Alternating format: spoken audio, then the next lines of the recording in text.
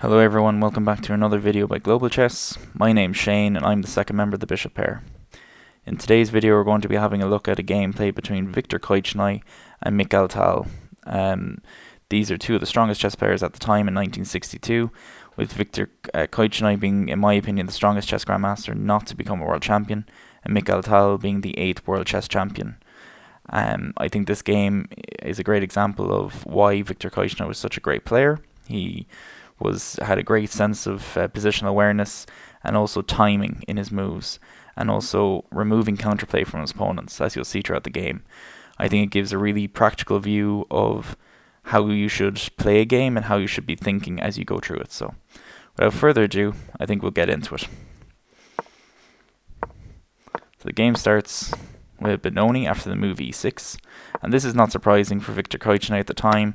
Mikhail, playing the black pieces, would often choose the benoni system against d4. But what is surprising is Viktor Korchnoi choosing to go into the fianchetto variation, which is not typical, but as he was a long-time English player, it's not surprising either. So just off the bat, we have two interesting moves by both sides. Knight a6 by black. The plan to move his knight to c7 and support the pawn break on b5, with b5 on the queen side. This is really typical for black in this position, as in the benoni system you want to create counterplay on the queen side through moves like b5, b4, a5, a4, and really expand on the queen side. What's black, and using that black bishop on g7, which can become really powerful on the h8, a1 diagonal. So this is the plan for black. What's the plan for white? Well, the plan for white is developing the center through moves like e4, rook e1, move the knight on f3 to maybe d2 to allow f4 and knight c4, and to support the break in the center with e5. So that's white's plan. And this move here that was just last played, h3. What's the idea behind this? Well, it's actually very simple.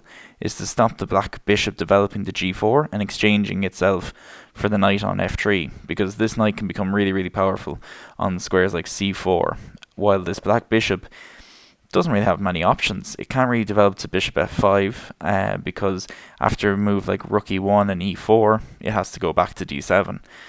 And d7 is not exactly the most appealing spot, let's say, for black. So it's definitely hampered black's development, and that's why I think it's a very good preventative move on white's part. So next moves, again, white expands in the center, and this is one of the interesting points.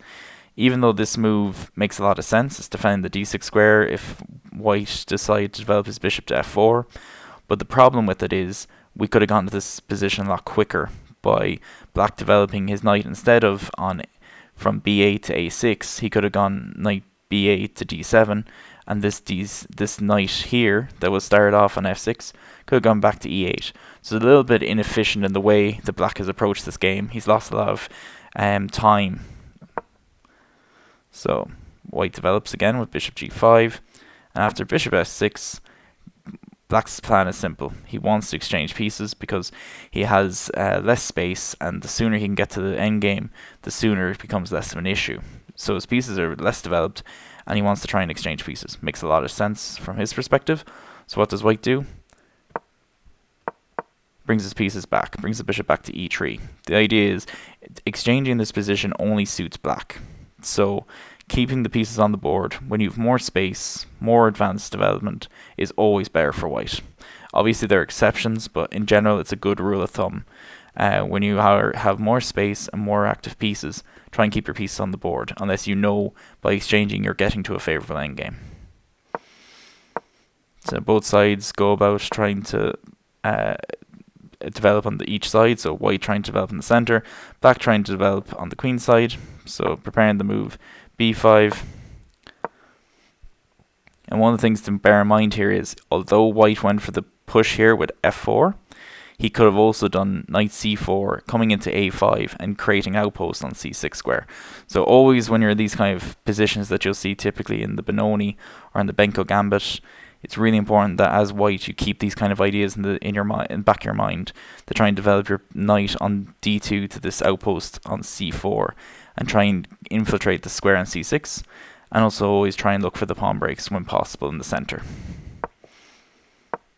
So both go for their pawn breaks. I think this is a great in-between move. Knight d e4. What's the plan? To prepare the move d6 and force an exchange, or force a pin to the move d6. So black has to retreat, exchanges off the knight for the bishop, pushes again, attacking the c7 knight, has to move, pawn takes, and now b4. This is a good in-between move. He doesn't want to retreat his knight and allow white to come in with knight d5 unchallenged, because it would be too powerful a piece then. So, very sensible move. Knights are exchanged.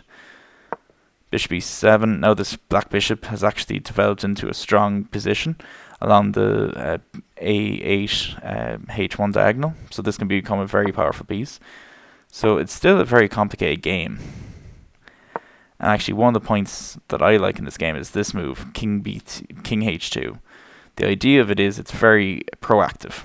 It's stopping white from stopping black, from developing any kind of mating traps by playing moves like queen c6 and going for a mate on h1 or g2. So it's a very sensible move, because in this position it can become very complicated if you made a very bad error with bishop d3 after the move c4, bishop takes, queen c6.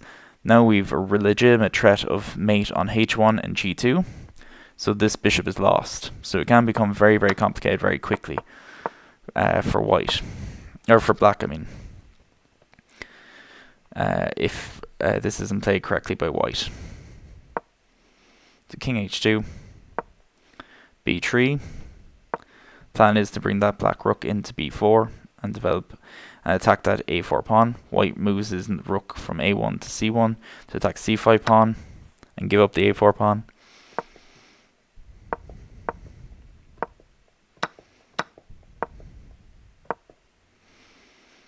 Good infiltration there by white by bishop h6, and the rook has to move. Queen g5, threatening queen f6 would mate on g7. Rook e4, rook f2, f5, only move. The move queen d4 wouldn't work, even though after queen f6, queen takes e5, you are stopping the mate on g7, but after d7, it becomes very, very difficult to stop white in this position, as the bishop can't take the pawn, because now you've mate with queen takes f7 and queen f8. So again, a very tricky position. Only move was f5. Queen f6, threatening mate. Queen d7, preventing it. And we have to exchange rooks, because if black allowed rook c7, game's over. So it has to exchange. Next few moves, just time wasting, just trying to build up time on the clock. And now this move, rook d4, stopping any attack by black on the f2 square and getting the rook into a more active place in the game. Queen d7.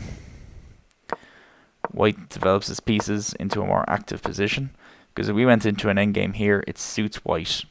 There's no competition, no counterplay for black, so absolutely fine bringing his king into the center, up towards the other black king.